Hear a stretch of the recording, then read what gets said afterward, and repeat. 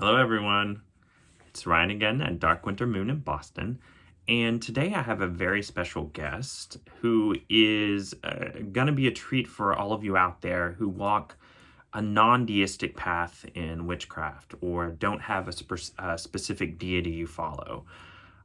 This is my friend and housemate, Jules Barnes, who in many ways is just starting out in the craft or is new to it, though in some ways they have been practicing all their life, which I find very interesting. So this is going to be a wonderful treat. Lots of good information, lots of good anecdotes, and I'm excited to share it with you. So let's get started. So like I said, everyone, this is my housemate, Jules. Hello. And we have the benefit of actually being in person because we live together and we're in the same pod. So Jules, how about you, or welcome, Jules, first of all. Thank you. You're welcome. I'm really excited to talk to you this evening. Me too. I'm very excited. So how about you start telling us a little bit about yourself and how you came to start being interested in the craft? Sure. I mean, I think the most obvious influences, I had an aunt growing up who was a witch, who was both very magical and just kind of had a sense of wonder about the world. And, you know, we were always like, is she teasing us? Is this real? Is she really going to do a spell for thus and such? But she had a magical garden, and she had for a while she had an office in the world and then in her home with all of her sacred objects. And if we were lucky, we could touch them. And, you know, as I got older, she gifted me various items from her collection. And she's been gone, it'll be 15 years this fall. But it feels like that piece is a lineage piece, which is cool to just have had that, like exposure to that my whole life. That's great. So it sounds like from a very early age, you were around a very magical person and you had a very magical experience with them. And so, yeah, you've kind of carried that into your adult life. And I definitely see that in how you approach the world in a lot of ways. You've got this kind of magical outlook about things. Thank you. Yeah, you're welcome. Yeah, I mean, you keep company with those Aquariuses, and the next thing you know, your whole house is full of crystals and beeswax candles and things made out of leaves. Right. By the way, Jules is an Aries, I'm an Aquarius. So that's what they're talking about. So yeah, well, very cool. Very cool. So we were talking a little bit before the video about precisely how you identify in the craft continuum spectrum. Yeah. How would you... I mean, I would say I'm a novice. You know, I have friends that have been, I mean, like you've been practicing for many, many years and have kind of clear affiliation and groups of practice and rituals that you've done. And I think I'm more of a dabbler. I mean, I think in general, but also haven't been studying as seriously until the last few years, and then kind of looking back, realizing, oh, that piece of this, you know, this piece of ritual has always been there. Like this piece of working with fire, this piece of working with water, this piece of making offerings, but it wasn't really structured and intentional until more recently. Yeah. You know, I think that what you're saying tracks with my own experience and a lot of other folks that I've talked to over the years, that especially in retrospect, we find, oh my God, we've been doing this a lot longer than we thought. And there's all these sort of serendipitous, disparate pieces that actually weave together into a whole. Yeah. Very nice. Very nice. That's very cool. So what about the craft right now really excites you? I mean, I think it's interesting because I think I exist in the world and I do my work in the world at this sort of tension between trying to be in a lot of like acceptance and positive relationship with the way things are and feeling like a kind of urgent sense of like the world being out of balance and human relationships being out of balance. And you know, what is it like to live under capitalism and in this way that's really disconnected from community for a lot of us? And so it feels like magical practice is sort of a way to be in relationship with the way things are, but also be moving in the direction of like restoration and connection and creating pockets of a different kind of way of being in the world. Yeah, I definitely resonate with that as well. And I don't have that figured out at all, but the intention is strong, you know? Yeah. Well, I think that's a very good point about magic and witchcraft, is that it is a practice that can be applied to realize the world we want, to create new realities, new paradigms, if only for ourselves and our small group. But, you know, I think it ripples out. Absolutely. Well, and even if it doesn't do anything more than sort of change our ability to be wise and grounded and compassionate and present, then that's good. Yeah. That's good enough. Well, I love how you say it ripples out, because, as within, so without. Those micro changes we make in ourselves and our own groups do ripple out and have an effect. Yeah. I think the other thing that is appealing to me is that, so much of my work in the world is about dealing with like suffering and the financial constraints and the health constraints and working in systems where change doesn't happen easily, or sort of being in receipt of problems I can't solve, that I'm just witnessing all this hard shit going on. And so to be able to be like, I'm going to give that to the water. I'm going to have a fire and burn up all of that stuff, or I'm going to, invite other people to hold an intention for transformation around these things that feel way bigger than us and kind of immovable. I think it gives me some sense of power and peace that when I'm just trying to fight all the time or feeling resigned, neither of those really work very well. Yeah, absolutely. So you brought it up. Would you like to tell a little bit about what you do actually do in the real world? Yeah, I mean, I think in some ways I have some envy of people who, have these beautiful working relationships with deity. I've been in ritual with folks who have that, and I'm like, oh, it's so cool. But I think I mostly work with the elements, and that, I think, I can trace that back to being a kid who will never get out of the water and, would have to be called back to not set my hair on fire because I just want to get so into the fire. Right. I burned up, I think in the last couple of years, several coats just getting too close because I'm just drawn to it so strongly. Yeah. But I think it's about, all right, let's see if I can map this in a concise way. Some of it came out of movement practice. So I started doing movement practice 14 or 15 years ago, and the particular form I fell into had a structure of the element. So your movement would start in earth, move into kind of flowy movement in water, and then get intense in fire, and then really spacious in air, and then you just sort of be tranced out. And so, through years and years of consistent practice, you're like, okay, what does it feel like to embody earth and to move with earth and like earth? And, through each of the elements. And it was like, what's the relationship when you actually take it inside your physicality in some way? Absolutely. And there's something about embodying earth that's incredibly grounding and relaxing and nourishing. And, for water, it's, sensuality, creativity, flow. Yeah. And it brings up those qualities. And the same, I mean, I could dance. People are like, I usually have to go in the corner during fire dance because it gets crazy. Right. And I think of those things, air is the thing that I can relate to the least. And so it's been a space of exploration and trying to sort that out. But then realizing that had correspondence with the seasons, with astrology, with, the wheel of the year, with and then with the elements themselves. And so I started somewhere along the way making offerings to the elements, working with the elements. I set up a 4-element altar in my room, and I tend that on the regular. Nice. So it's been sort of an evolving thing, and it feels like it's a pathway into any ritual, because as people are opening up space, you call the directions with the elements. And so I'm like, regardless of what happens inside the ritual, that piece of the container is like a way in for me, because I'm in that active relationship with the elements. Yeah, it sounds very visceral for you. Like you embody those elements a lot. That's beautiful. Yeah. Absolutely. I mean, and I think too, being able to have candles for fire, or, to have a fire pit, or to go lie in the sun. And for water, I mean, sometimes I just go and sit someplace where water's moving, and I'm like, okay, I get into that energy. Or, just every morning when I get up, I pour a little water from the vessel into the water altar container. And, and then I have to jump into the water, get in the shower or whatever to be in that.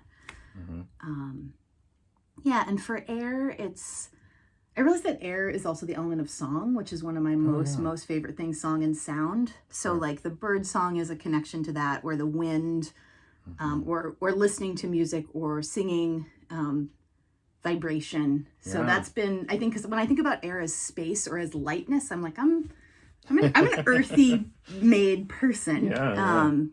So it's the most stretch, but it's also, there's a lot to learn there. So I don't know if does that make sense? Yeah, absolutely it does. Absolutely. So what would you say is the most terrifying aspect of the craft for you right now? I think one of the things I've been studying with this really lovely group of trans and non-binary. They call themselves weavers up in Vermont, and now folks are everywhere because we've moved online. Mm-hmm. And so our work for this current 2-week period between our virtual classes is to write a code of ethics that we want to bring, code of ethics, code of honor, to doing spell work. And I'm, we had a module on divination, and I've been like, divination, like maybe I'm not supposed to know, and that's why I don't know. So I was a little squeamish about that. Sure. And also, studying tarot, I feel like you could study tarot for the rest of your life, and there's so much nuance and complexity and skill in that. So it just sort of felt like, having a paint set and being like, I know how to do crayons, just like not quite having the skill. So just being able to practice that has been great. But I think in terms of spell work, I think I'm scared I don't want to do any harm. And I also I don't want unintended consequences. And I feel like with magic, you just you can have an intention, you can frame it specifically, and then make the, give that this or something better, kind of that out clause, or that maybe I can't see the forest for the trees. So spirit, if I'm off here, take it in another direction. But Sure. I think I don't always know what's right. Yeah. And so I'm like, okay, if I'm making a spell, am I making a spell for a thing that actually won't serve me or the person I'm doing a spell for? So I think just thinking about how do you use that power of intention and magic wisely and thoughtfully, and I'm sort of feeling into that and feeling like I want to kind of take it one step at a time. Yeah, definitely. That's a very prudent way to look at it, for sure. Because magic is powerful, and it does take a lot of practice, and it does require, I feel like, a fair degree of introspection about what you really want to happen. Or, I think a lot of times we want something to happen because we want to feel a certain way, and it's not, you think, if I get that or this happens, then I'm going to have the internal experience I want. And I guess Absolutely. I've done enough meditation practice and enough sort of existential psychology, whatever, that every time I want something, I'm like, let's deconstruct that, shall we? And then you're like, this is not effective for doing magic. You have to, there's a part of co-creation that's clarity, but also surrender. And I'm just like, okay, it's like surfing or something. And I don't know totally how to do that. Yeah, that's totally fair. That's very apt. It sounds like you are very thoughtful about it. Yeah. It makes me cautious too, because I think, in other times you could study, you could be raised with magical practice your whole life, or you could be mentored by somebody who really learned and could guide you. And now, lots of people practice alone, or we learn from reading, or we learn from observation. And I think it's different from getting to have community practice over a long period of time. You just learn. I learn every time I do ritual with other people, some things that they do that I feel like, that made it feel more safe, or that made it feel more powerful, or that made the group feel more connected, or this time we were more connected to the moon because somebody did a particular thing. So it's, I feel like it's you learn by osmosis, but also by participation. And I think the pandemic has made that hard too. Oh yeah, absolutely. The pandemic has changed a lot of things, for sure. I was trying to do magic over Zoom. It's like, the heart of it is there, but there's something about the resonance of being in community with people, and especially out. I prefer to do all my ritual outside. Oh, sure. If I can. Absolutely. Yeah. Yeah, that's totally legitimate. So, where do you see yourself heading in the craft? It's a good question. It's really interesting because I think a lot of the folks I practice with have predominantly European heritage. And so there's something about kind of reclaiming ancestral tradition, or, things that were practiced on the land that people's ancestors were on for thousands of years, that has real power. And also kind of with the awareness around not being appropriative of other people's cultural practices. And my family's Armenian, and Armenians have been Christian for 2,000 years. Right. So there are things about kind of Northern European witchcraft that I'm like, that's interesting, but it feels as foreign to me as going to, doing the prayers towards Mecca, or like, Oh, sure. Going to Shabbat services on Friday, which Sure. are things I do on occasion when people invite me, but it doesn't feel like it's mine. Yeah. So I think, some of it is about like, what are the practices of this part of the world? Because I've lived almost my whole life in the Northeast. And so I definitely have connection like to the ocean and particular land that's here and some of the plants and animals of here. But I think, I'm not Christian, but there are things about Armenian Christianity that are meaningful. And I'm like, what were the traditions before that? And I have yet to get a really good answer. Like you ask the churchy people and there's like, there was no before. It was just the pagans. I'm like, that's what I want to know about. Right, you want what were that. the pagans doing? Absolutely. So I've been doing a little bit of research, and most of the resources I can find about sort of pre-Christian Armenian cosmology are all in Armenian, and my reading Armenian is fairly non-existent. So I need to find like an Armenian nerd who can help me do some of this research, just so I can know some basic things, because I think it would be helpful. But I guess the way I've worked with that is just to use, like, I have an ancestor altar, and I have a bunch of my family objects, including like, a ring that my great grandmother got when she took the pilgrimage to Jerusalem, and because there's an Armenian quarter there, and it was a tradition for folks to make a pilgrimage once in their lives. One of my aunts went to Armenia and brought back a wooden cross, and I have that on my altar as well. And I'm like, I feel like I can use these in a pluralistic way, in a magical way that's not about institutional Christianity. Definitely. I haven't gotten struck by lightning yet, so Right. Well, I find that interesting because to me that sounds like your pathway in through your ancestors. You have the tattoo, if I may bring it up. Yeah, of course. I was like, we probably have to talk about the tattoo. Yeah, and the funny thing is, when I first met Jules and saw that tattoo, I was like, oh, there's something with that. Let's see if you can. you see I don't know. Yeah. Where's the camera? You can't. I feel like you may can't include see a it. picture underneath. Yeah, you can't really later. see it properly. Yeah, it's hard to get in the. But yeah, it's definitely an ancestor tattoo, and like I knew that when I saw it. It's such a powerful thing. So. And I didn't really. Yeah, I mean, this is a whole story. So I'm a baby about pain, and I wanted tattoos from the time I was a little kid. Like I put the temporary tattoos on, and then like refused to wash my body because I didn't want them to come off. But I didn't get my first tattoo until I was almost, I think, 40 actually. And this was my second one, and I knew I wanted to have a tattoo in honor of my ancestors. So I have the evil eye protection that was, when I was a little kid, my granny gave me a bracelet that had that as a way of trying to keep me safe. And then, I have waves for water and the lotus for transformation, also for meditation. And then it says, I love you in Armenian, in the Armenian letters. And I didn't know when I did it that it was blood magic, which duh. I knew blood magic was a thing. I just didn't put the pieces together. Yeah. And so it was about 2.5 hours, and a ways in, it got really, it was a lot of detail work in the same area, and it got really painful. I was crying, and I could feel my great grandmother come in, and she just like put me in her lap and was like, I'm here, I'm always here, and because it was an honoring for my ancestors, they've been much more available since I've got the tattoo. So they come sometimes in meditation. They will come when I'm journaling. They come on the dance floor a lot.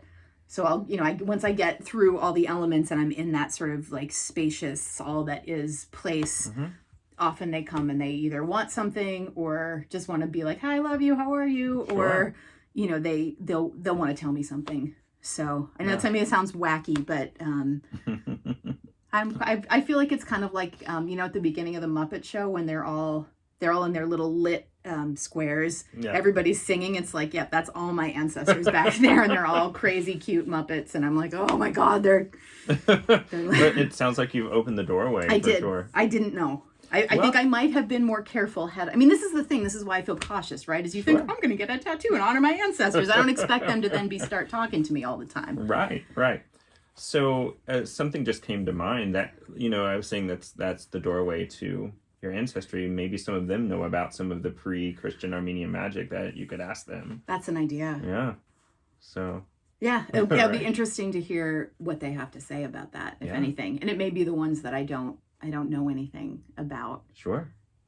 Yeah, but I think that's another kind of magic is I feel some calling and responsibility to heal things in my family lineage, and also absolutely. to, there's a lot of trauma in that on both sides. Oh, sure. That folks I think did the best they could with when they were alive, but I mean, when my aunt was alive, she's like, "Yep, your great grandmother, she's bugging me again." I was like, "Oh, what does she want?" She always wanted. There's always something like, "Oh, go deal with this." Sure. So I feel like I nominated myself with this, and now they're around, and it's nice because it feels like, I think for me, magic is some about belonging. So it's like, belonging to a place, belonging to a community of practice, belonging to nature and the elements, but also all these generations. Like if I sit and visualize that, it goes so far back to like the beginning of people. Yeah, which is wild. Like to feel that that support. Absolutely, very much so, very powerful. So what else?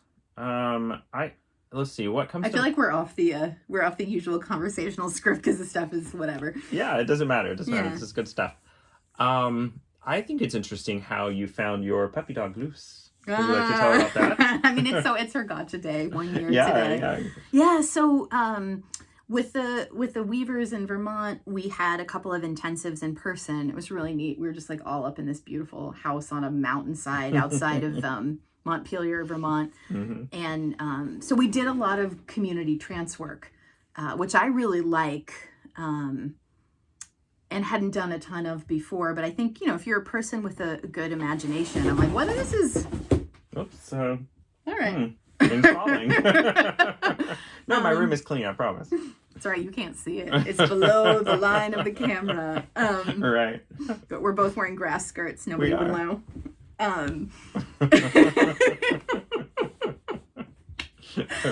We're getting off track. Okay.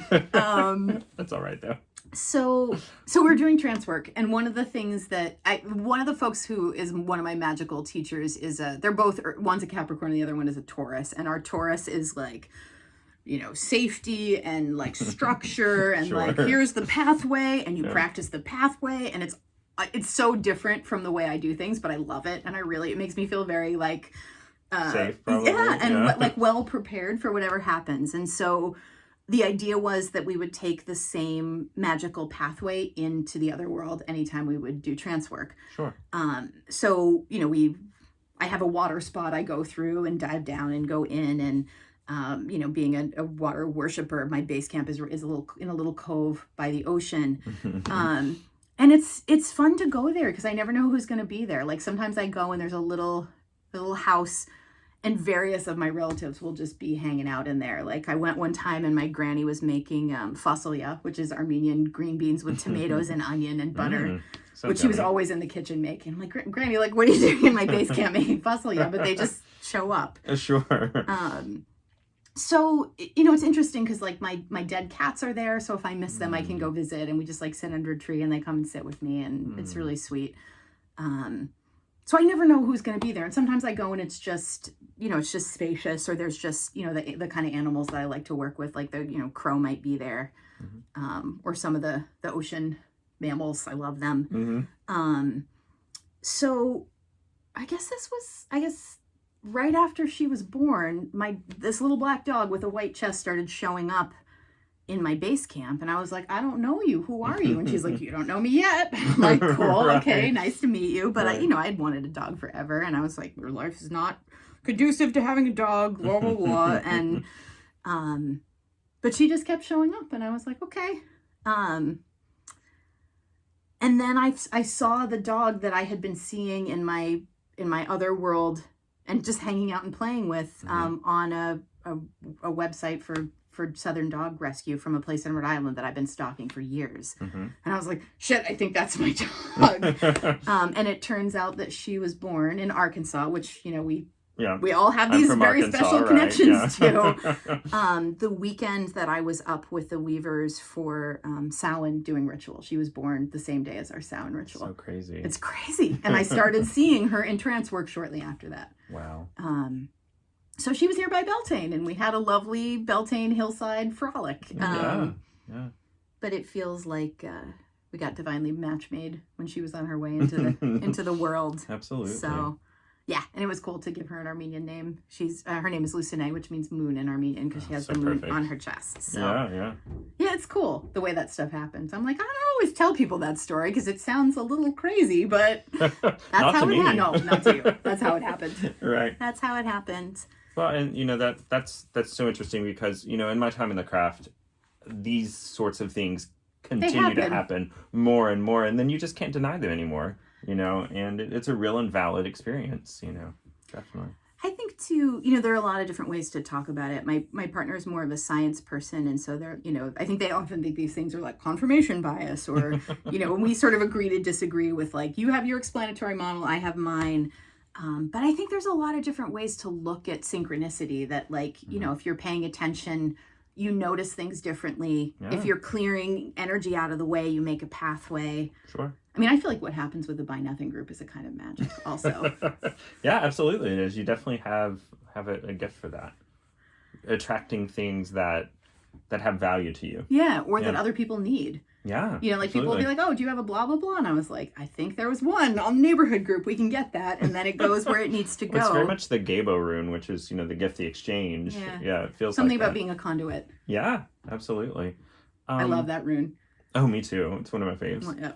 Yep. There was something that I was going to say in regards to that. I don't remember. It'll come up again. What else? Is there anything else you would like to share?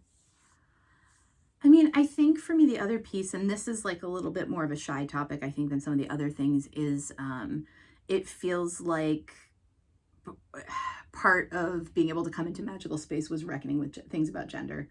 Oh, sure. And that, I think, that has happened over a number of years, but I think being in ritual space with people who found that their gender expression was different in ritual space than in regular space, or, being in ritual space with a lot of trans and non-binary folks and being like, what is it like to see people bring a kind of like both and-ness or an integration and wholeness into sacred space? And because most of the time before when I would go to ritual, it was mostly with cis folks, and I was often this funny little outlier, and people were gracious. Like I never felt not welcome, but it felt like there were parts of myself that I needed to leave out of the space. Oh, sure. And so being in ritual space with people who were just more gender variant in some different ways was really liberating. And I think for me, realizing that, we think about fire and water as like opposite elements. And so, I have both of those a lot in my astrological chart. And so my aunt's like, you're going to want all this freedom and yet be like super emotional, super connected to your roots, like very like you just want to huddle your people, and it's going to confuse you your whole life because the fire wants to be active and burn and emerge, and the water's just like, it has a different way of moving, a different rhythm, a different energy to it. And I think for me that's a really good parallel for gender. Yeah, so absolutely. To feel like there's room to, I guess it always comes back to like, how do you embody these things? Right. So I think just feeling like there has been space to explore that and practicing with people that either are farther along in that process or are like similar to where I am, and we can just sort of be like, okay, we're feeling out how this feels to be bringing masculine, feminine, both and neither into the space. And because there's, I think, just an expansiveness in magical space, and because so many of the deities are gender interesting, are trickstery, there's a lot of playfulness about that, and that it feels like in other parts of life it's higher stakes or it's more risky, and I think that for me has been an important piece of it also. Yeah, absolutely. Well, I think most safe elements of safe, that's not really the right word, inclusive elements of the craft allowed that exploration. Like I've experienced it myself a lot, maybe not to the same degree, but it definitely feels like a safe space where you can explore whatever you feel like exploring that you may not be able to in other spaces. In their spaces, yeah. Well, I think too, I don't think it's a coincidence that there's so many women who are drawn to doing magical practice, because in more traditional religious contexts, your opportunities to fully participate and lead are so constrained. But also, I don't know if you've found this, but I just feel like in queer circles, like everything related to magic, whether it's like nature connection, tarot, runes, like spell work, working with stones, like people are just so excited about it. Yeah, absolutely. Oh yeah, definitely. And I think some of that is a lot of spiritual spaces have not been the most welcoming, and I think people have a lot of like harm and shame and stigma related to institutional religion and sexual orientation and gender stuff, but also there is a kind of spaciousness around magical practice that I think gives us a lot more room to be, and people love that. Absolutely. You could choose the dogmatic, suppressive religion over here. You could choose the one that allows you to be yourself and express and feel safe and explore. But I think it also puts more responsibility on practitioners, because there's not a clear right and wrong in the same way there's not a clear, like, you just go down the corner and find your neighborhood witches unless you know how to find them. Yeah, absolutely. But I think too, it's just also been really interesting to see how many people are kind of like closet solo practitioners. Like, I keep being like, I didn't know you were like home doing spells and you're like suburban pantry. Like, I know, what? right? It's everywhere, it seems like sometimes. For sure. Yeah. Which Beautiful. is cool. Very cool. Very cool. Yeah. Well, cool. Wonderful conversation. Yeah, it's fun. It's fun to do this in a more formal way, as opposed to being like, I'm eating cereal. Tell me what happened in your ritual last night. I know. We have a lot of great conversations for sure. Would you like to show off your crystal before we go? Always. I always have a crystal in my pocket. It's a smoky quartz. It's beautiful. I don't sit down well, but I feel like I have a connection with rocks, and I think also I've got, like, my whole family is earth. We've got like farmers and more farmers and some more farmers and people who are good at growing things. So I very often have a handful of different rocks in my pocket. When I wake up, I'm like, okay, who's helping me today? So they go with me to teach and to see clients. And I wasn't exactly sure. This one's been in my office for a while. I have a big chunk of rose quartz that's for my bedroom primarily, and then what is that? Black kyanite? Is that what that's called? I don't know. The giant one that you always are like, when you die, can I have this? Right. Is it tourmaline? Black tourmaline. That's what it is. Black tourmaline. It's beautiful. And I love, I do counseling work. And so having that in my office, it just feels like it absorbs the painful shit that comes out in there. And so I don't have to take it with me. But I feel like the smoky quartz also is a good kind of energetic clearing. I don't do super well with the love and light stones. Like, people are like, oh, would you like a clear quartz? And I'm like, no, you can have it. Sure.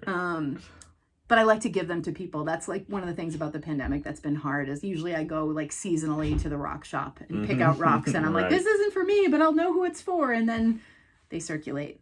But my supply is very low right now. Oh my God, I know. Well, and that, to say one more thing, I feel like the way that you handle stones and you pass them through, a lot of them, it's very similar to what you do on the Buy Nothing group, where you're kind of exchanging. So there's that interplay of energy that goes on. Yeah. It's beautiful. It is like Gabo, isn't it? Yeah.